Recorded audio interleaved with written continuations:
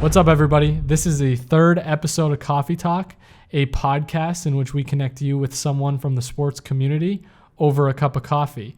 Our next guest is the player personnel coordinator for the Philadelphia Eagles, Ameena Soliman. What's going on, Ameena? What's up, Santino? How's it going? I'm good. How you been doing lately? I know you guys just got done with the season. Yep. So we, believe it or not, we actually in scouting get a little busier after the season. This is kind of our in season. So right now we're kind of getting in gear for free agency. Normally we're at all-star games and the combine too. Obviously this is kind of a weird year.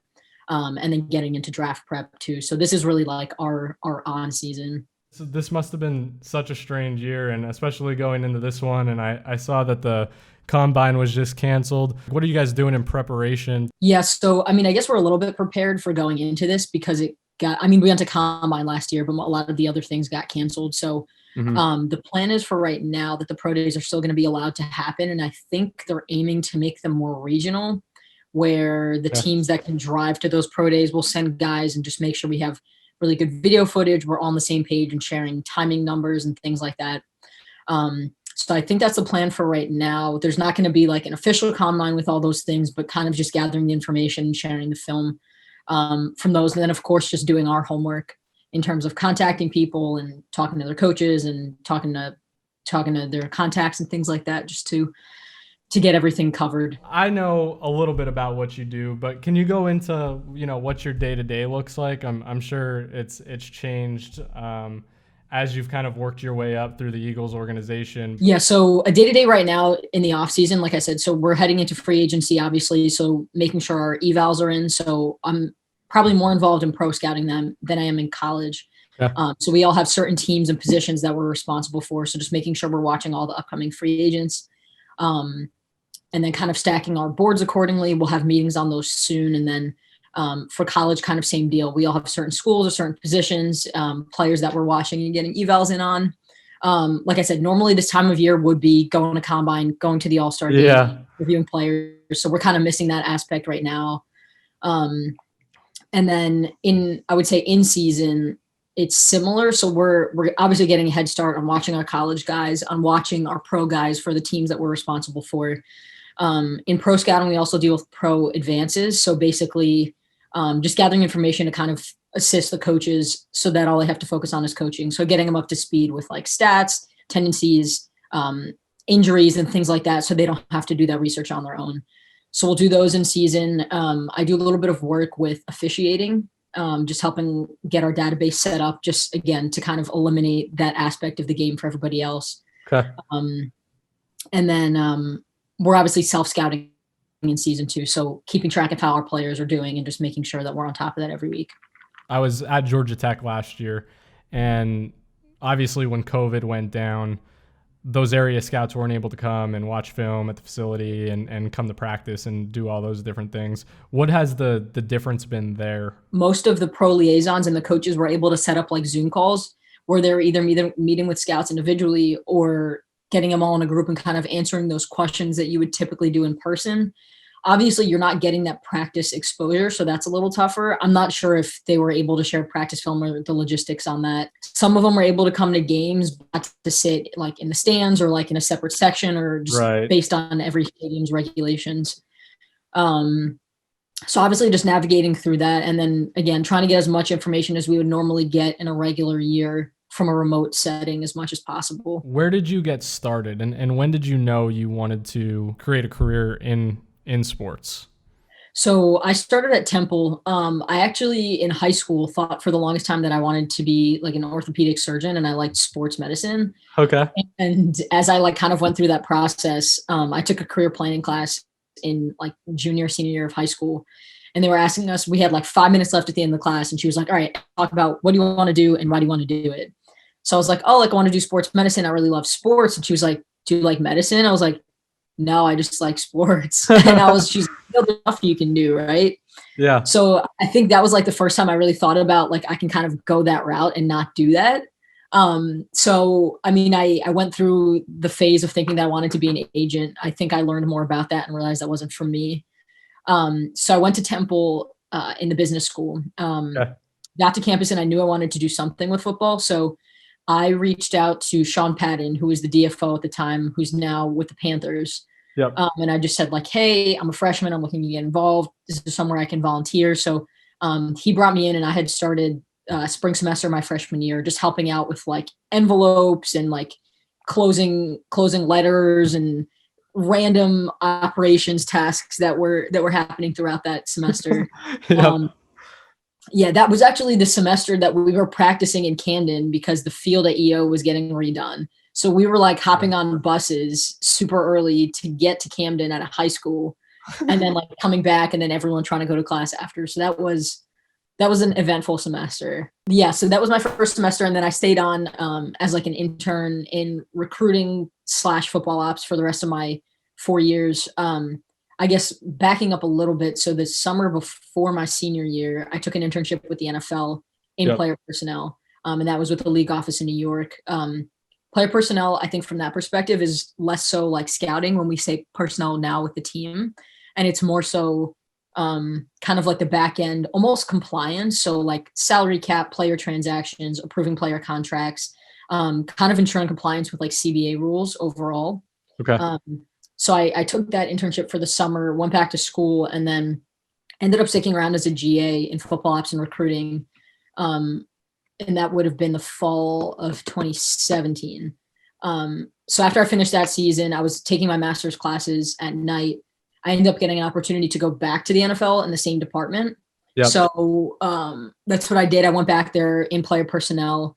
Loved it. It's a good experience. There's a lot of really, really smart people there, and I learned a lot. But I kind of missed the team side just being around it for so long.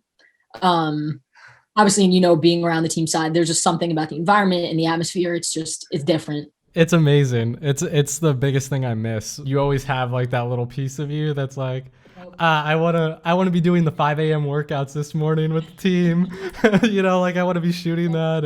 And I do miss that part as well. Lucky for me, my boss at the time was like checking in constantly. Is this what you want to do? Do you like this? Are you learning? Are you growing? And like I had said to him, I was like, I love this. Yeah. I just really miss the team side. And like I had been transparent about that from the beginning. And he was like, well, cool. Like if we hear of an opportunity that we can connect you with on the team side, we'll let you know. So the best kind of boss. Yeah, funny enough, the opportunity that came up was with the Eagles back at home. I was still living in Philly at the time and taking the bus back and forth. So I was I remember that. You would send like pictures through the group chat. Yeah. 2 hours, 10 minutes.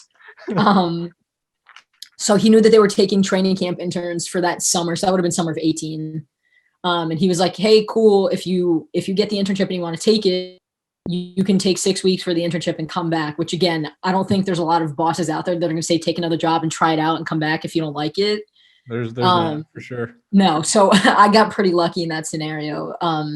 So I got the internship, went over there for training camp, and then ended up sticking on. So I never went back to New York, but I mean, it was a really good experience and something I could see myself maybe doing further down the line. But for right now, I think being around the team side is kind of more of what I was looking for. You bring up your boss. What was his name? Ken Fiore. That's so cool that he put your interest in front of his own, because I think that's such an important aspect to a boss, right? Like you want someone who's going to work for you and put you in position to be successful, putting their own ambitions aside. And I think that's a piece of it that sometimes goes unnoticed. And when you find those people that will put you in position to be successful, I think it's amazing. Yeah. And I say this all the time that like, obviously there's a lot of people out there that are working hard and making connections, doing things that they need to do to go on that path that just don't have the same opportunities with either the people they run into or the timing of what they're looking for. So like obviously working hard and doing what you can is like the minimum, but at the end of the day, there's obviously circumstances that are out of your control. And I've been very, very lucky with the people that I've kind of come across that have been able to push me in the right direction towards different opportunities. I talked about this with Richie a little bit. He was super reliable. I think you're one of the most reliable humans that I've been able to work with, throughout my career. I mean, it's just true though. I think if there was ever a fire, you were able to be around and put it out, and that happens often in sports. Like there's just unexpected shit that happens, and the people that can be creative in problem solving for those situations, I think are the people that put themselves in position to be the most successful. And I think you did you did a phenomenal job of that. And I think everyone in the building at Temple was like kind of just sitting there waiting for Ameena to get the opportunity to blow up nice and big. And I appreciate it. you were with STHM at Temple. What was the schooling there like? And I know you're now on the board of directors as of For the last alumni year. board, Is that, yeah. okay. Tell me a little bit about that. I never necessarily believed in education for fields outside of the health field, because I think real life experience just helps you. But STHM was a little bit different because it puts you in situations where you can get that real life experience. Right. Yeah, so I actually only did STHM for my master's. For undergrad, I was in business school. So I was in Fox for that. I'm kind of on the same page with you. I'm not sure going into sports, there's really a specific major that you're like, this is what I need to get into it. And kind of my thought process with not doing sports management in undergrad was, if I change my mind later, I think it's going to be tougher to use a sports degree to get a regular job rather than use a business degree to get a sports job. And I can tell you from like our perspective, when we're looking at interns, we're never like, oh, what they major in. It's always like, did they work for a team? Did they work for their college team? Did they have an intern? Right. So I think I've heard really good things about the sports management program in SDHM, and I had done the sports business for my master's. And I know one of the things that's more valuable about that is not necessarily the coursework, but they kind of require you to get a junior internship and a senior internship. And obviously those are the things that are going to end up helping you get a job at the end of the day. So they'll do those, and I think they have to do like a part-time, and then their last one's full-time. And a lot of those kids, I think, end up getting full-time jobs with that senior internship. But yeah, I mean, it was a good experience for me. I had done half the master's while I was a GA and then half of it online while I was at the NFL. I'm not sure there's like a secret formula of what you need to take in school to get a job in sports. In order to get your foot in the door in sports, I think you got to, make sacrifices. I think we've all done that at some point in our careers. If you do those things and you work hard and you make yourself a reliable person within the organization, you're going to have and see success. And the NFL has made huge strides with women in sport, right? I think in 2019, Bruce Arians hired 2 full-time female coaches, but he hired Lori and MJ. And I think that pushed the NFL to know that they have to make a change, because I think just like across the board, there isn't enough women in sports. And I think the NFL has done a good job. I think I've seen a statistic that 6 of 8 women coaches were on the sideline for the playoffs this year.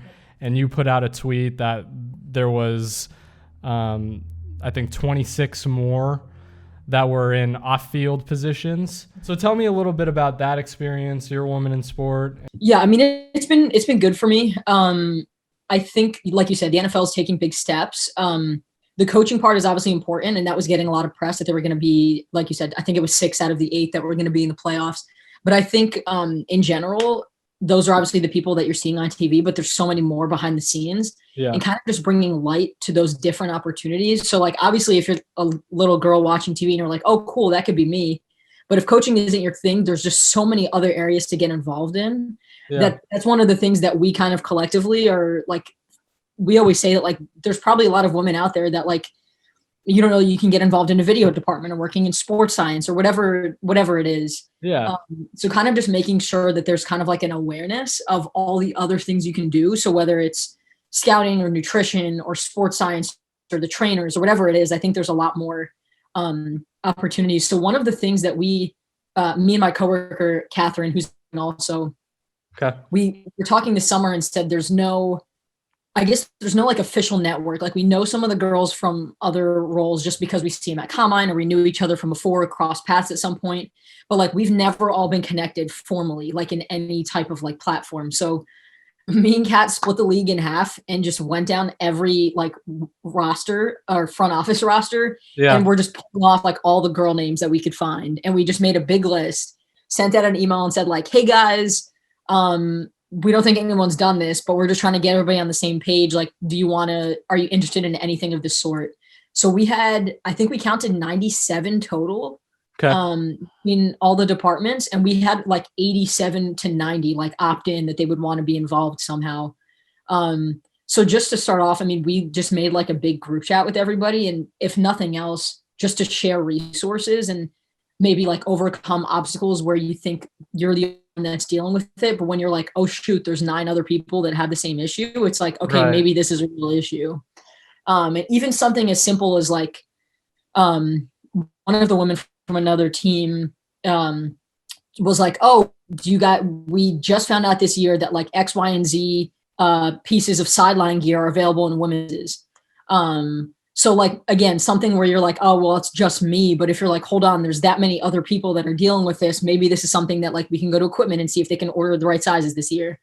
So kind of just getting everybody on the same page with that. And then we've had a couple of like Zoom calls to just get everybody connected with each other. I know the individual departments connected each other too. So like the trainers have their own group chat and the nutritionists have their own group chat. And again, also just to share resources, and maybe there's a way that we do something that we've just always done. And you're like, oh wait, they do it that way. That might be a better way to do it. Yeah. So, I mean, it's been really cool, honestly. And obviously it kind of sucks we haven't been able to see each other in person. But ideally next year we can get everybody together at Combine or something like that. But that's been like a very cool thing to be a part of. Yeah, I'd imagine, and it probably brings so much light to the different opportunities. I think like you mentioned, you talk about, okay, you guys are in player personnel with the Eagles, but regardless of if you're a nutritionist, a strength coach, an on-field coach, an operations director, somewhere in the creative realm of things and marketing and communications, it should all be the same. Yeah. Across the board. I mean, I don't think there's any reason that it shouldn't be split to a higher degree. It's tough, and it's good to hear that you guys are making strides in it, because again, I think perception is reality, right? Like the NFL can push those things all they want, but it's good to hear from someone on the inside that there is movement being made. Throughout your career, have you dealt with some of these obstacles in being a woman in sport? Honestly, I always say I feel like I've been pretty lucky in that aspect too. Literally, aside from not being able to physically walk in the locker room just because that's policy in the building, there's really not a lot of issues that I've had being here. And at the end of the day too, and I say this a lot also, it's obviously great when you hire a woman and there's like a press release and like a media thing. You're like, oh my God, cool. But really, really at the end of the day, if we're looking for equality and we want this to be the same, like we shouldn't need a media circus every time a female gets hired in football ops. And obviously to a certain extent, you want the press and like you said, kind of like awareness where people know what's available to them. But at the same time, like it should just be a person getting a job in sports. Like I would hope that at some point there's going to be a time where they're like, it's just not going to be a thing. Like Yeah, you just get it's a job, not a story because it's equal opportunity. Yeah. And that's what and it comes down to. It just needs to be equal opportunity for the position, and it's good that they are telling the story, but when it's not a story is probably when it's fixed. Yeah, and a lot of us too have been kind of trying informally where we can to just help other young girls or women that are in college or in other sports and looking to get into it, with kind of connecting either with them or connecting them with other people that we can kind of help. Because like obviously you see what you see in the media, but sometimes it's reported, sometimes it's not, sometimes it's skewed towards a certain angle, and that's fine. The publicity is obviously good, but I think the more that we can realistically help other people, like, I mean, this is dumb, but like every time someone messages me on LinkedIn, like I will pretty much always respond and either like email them back, have a phone call, whatever it is, because like they can see what they see. But like if they talk to somebody that has gone through the process and can maybe help them out with timing or put them in contact with a certain person, I might be able to connect them with another person. At the end of the day, I think that's probably more valuable. Yeah, I love that, because hearing it from a person that's been through it, and I do think bringing value to those who are trying to get into the sports field, that's part of the reason why I want to start this podcast, because like there's not a platform to really discuss these things. And I think us talking about what we do behind the scenes in sports to make sure we put our players in position to have success on the field, and educate those about our jobs so they feel as if they can get their foot in the door, is so important. Yeah. I think honestly, that's one of the more important things that I try to focus on. And obviously there's only so much I can do in my role, but if there's ever an opportunity where I can help somebody out or put them in contact, And I was talking to somebody a couple weeks ago, and you hear the phrase a lot about like send the elevator down, or like if you can hold the door open for someone. And he was saying that sometimes you can't just send the elevator back down. You got to get back down on the elevator and then grab the person and run them up the stairs. Or you're not just holding open the door. You got to break the wall down. Like sometimes there's opportunities where you can kind of get on the table for somebody or be someone's champion. And I think I've had a lot of those people in my career that have helped me out. Yeah.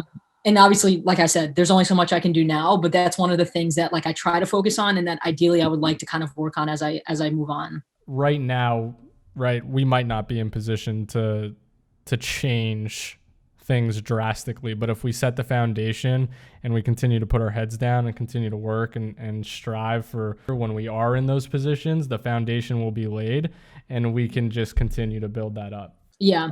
And ideally too, getting for us, like on the women's side, women helping women is obviously important, but I think there's also a lot of guys out there, and like Bruce Arians, obviously making those hires and being a champion for women in sports, that there's a lot of guys out there that are willing to do that, and kind of just making sure that you're, connecting with the right people and using the right resources, that people that are willing to help you out and kind of get on the table for you.